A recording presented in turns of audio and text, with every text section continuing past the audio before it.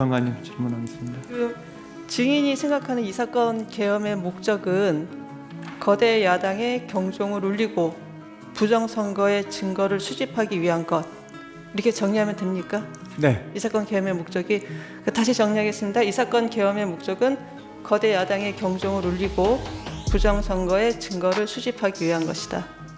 부정선거에 대한 증거를 수집한다는 것보다 부정선거에 대한 실체를 제대로 파악을 해서 그 부정선거에 대한 그 국민들에게 이게 있었는지 없었는지, 정말 있었다면 없었다면 국민 부정선거 없으니까 걱정하지 마세요라고 얘기하면 될 것이죠. 이러한 이유로 비상계엄을 선포할 수 있다고 생각을 하시는 거죠?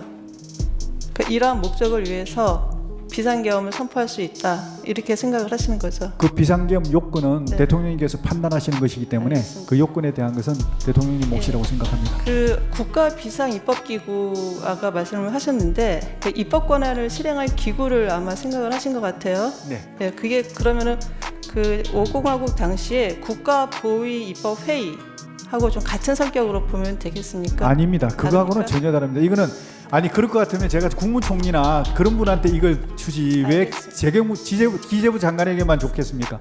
기재부 장관에게 준 것은 기재부 장관이 할 수 있는 역할을 하라는 거거든요. 그래서 기재부 장관이 할 수 있는 게 그 역할입니다. 예, 시간이 많이 돼가지고 3분만 드릴 테니까 3분 내에 맞춰 주십시오. 예. 지금 비상입법기구 단어 때문에 굉장히 오해가 있는 것 같습니다. 이게 비상입법기구를 생각하셨을 때 이게 국회를 대신하는 입법기구를 생각하신 건 아니죠. 그럴 것 같으면 제가 기재부 장관에게 주면 안 되고 국무총리한테 줘야 될 이게 거예요. 자꾸 과거의 국부위를 연상시켜서 국회를 해산시키고 국회를 대체하는 무슨 입법기구를 만드는 것처럼 오해를 하고 있는 것 같아서 예. 물어봅니다. 그거는 제가 이렇게 쓸 때 잘못 실수를 한 것 같습니다. 계엄을 선포한 사람은 대통령인 저 자신이니까 아까 계엄 선포의 이유를 장관에게 이렇게 물어보셨는데요. 계엄 선포의 이유는 야당에 대한 경고가 아니고요. 주권자인 국민에게 호소해서 엄정한 감시와 비판을 해달라는 것이지, 야당에 대한 경고는 아무리 해봐야 소용이 없습니다. 야당에 대한 경고가 먹힐 거면 이런 비상계엄을 할 필요가 없습니다. 주권자인 국민에 대해서 한 것이고요.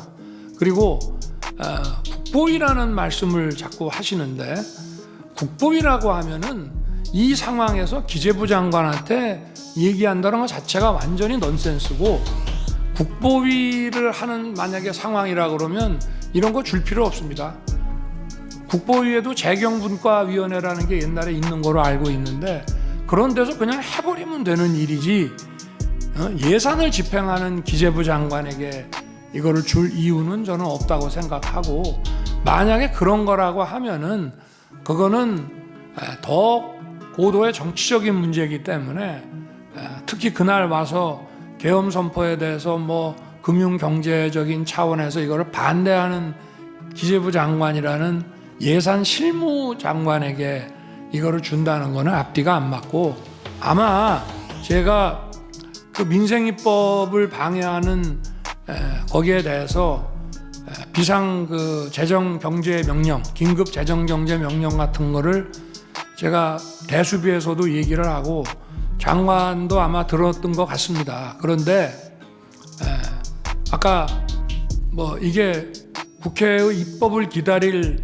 시간이 없는 거냐? 맞습니다. 입법을 하려면은 지금 몇 년을 했는데도 안 됐고, 또 입법하는 데는 어마어마한 시간이 걸립니다. 자기들이 필요하면은 며칠 만에 그냥 통과시켜 버리지만, 반대하면은 입법이 거의 봉쇄가 되기 때문에 시간을 아무리 가져도 할 수 없으니, 선제적으로 긴급 재정경제 명령을 발했을 때 만약에 거대 야당이 반대를 해서 불승인을 하게 되면 또 이게 전부 사상 누각이 되는데, 이런 계엄 같은 거를 하는 상황에 국민들의 여론이라든가 이런 게 좀 바뀐다면 이런 걸 한번 검토해 볼 수 있지 않나. 저도 처음에는 무슨 말인지를 몰랐는데 오늘 얘기하는 거를 보니 그런 거는 같습니다. 그런데 지금 우리 재판관님들께서 의문을 가지시는 국보위 같은 개념이라면은 그런 거를 시행하려고 하면 아직 군이 출동하기도 전에 먼저 대국민 계엄선포 담화를 하고 군이 1시간 후에 국회에 들어갑니다. 제가 물어봤습니다. 계엄선포하고 군 이동 지시를 해라. 그러면 얼마 걸리냐? 그랬더니 1시간 이상 걸린다. 그러면 그 사이에 들어갈 사람은 들어갈 것이다. 국회가 개회 중이고 또 의원회관에도 많은 사람이 있고 소통관에도 또 인원들이 있기 때문에 또 아직도 예결위가 끝나지 않은 상태니까, 그래서 이거를 막지 않고 국회라는 이 시스템을 인정하는 한도 내에서 이걸 한 것이기 때문에 그렇게 한 것이고요. 뭐 일부 못 들어갔다라고 얘기를 합니다만은 서울경찰청에서도 그 입구에서 전부 다 들여보냈고요. 군이 도착하기 전에 다 들여보냈고, 어디 통제가 한다 하니까 먼저 들어가려고 담을 넘어가신 분은 계실지 모르지만 190명이나 빠른 시일 내에 들어와서, 시간 내에 들어와서 이 계엄 해제 논의를 해가지고 계엄 선포 시간이, 계엄 효력 발생 시간이 11시인데 1시에 벌써 계엄 해제 요구 결의안이 통과됐다는 것은 그 사실 자체만으로 보더라도 이거를 통제하고 막지 않았다는 것을 의미합니다. 네, 그렇게 말씀을 드리겠습니다. 네, 알겠고요. 혹시 국회 측에서 같은 시간 쓰시겠습니까? 예. 그러면 오늘 정인 장시간 고생 많으셨습니다. 예. 돌아가십시오. 예.